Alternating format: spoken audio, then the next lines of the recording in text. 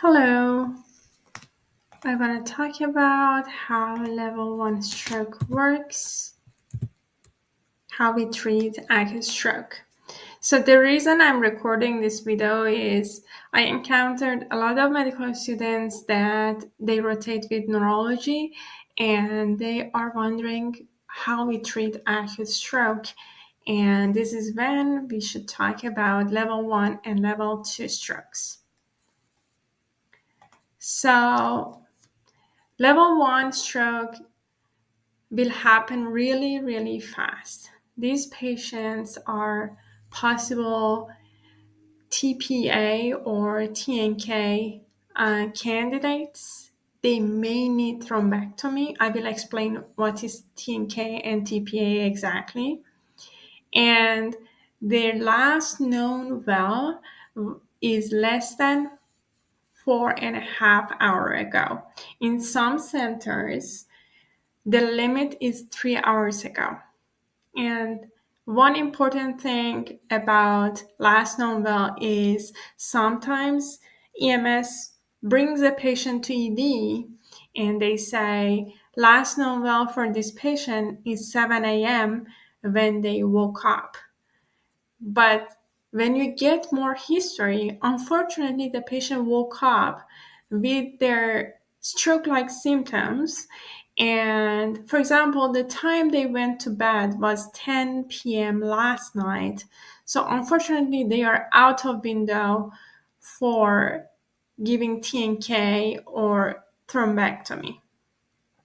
Level 2 stroke is less intense in regards to timing, but still patients last known value is less than 24 hours.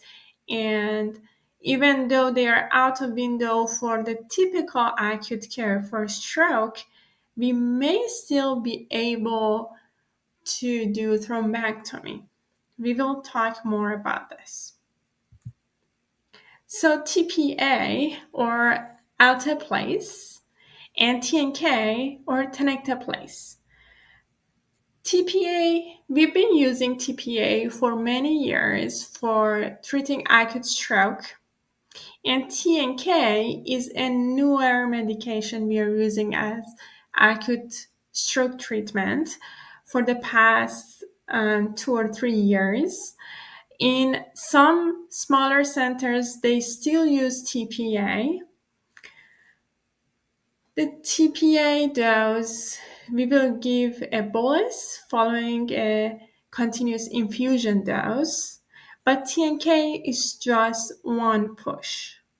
It's very simple and very fast. They've been using TNK in cardiology for many years, and the results also in stroke during the past couple of years in clinical trials, they've been very good. And that's why centers are switching to TNK, easier administration with similar results. So how level 1 stroke works? First thing, we need to confirm last known well for the patient, and we should not trust the page we get or what EMS says. Sometimes they don't have enough time to confirm the accurate timing. We should confirm with the patient if possible, or a family member that they saw them or talked with them over phone. The next step is doing a NIH stroke scale that in another video I will try to explain this tool. This is a quick assessment and to have a better idea what are the patient's symptoms, and the numbers matters. So usually in level 1 stroke in different centers, it can be different, but usually they come to the scanner directly, and then you will do your NH stroke scale. And right after that, we will get CT scan of the head without contrast. Some people call it dry scan. Then you will get a CT angiogram of head and neck, or CTA. And in some cases, you will need CT perfusion, especially if you don't have an accurate last known well and your patient may be a thrombectomy candidate still. You may get a CT perfusion.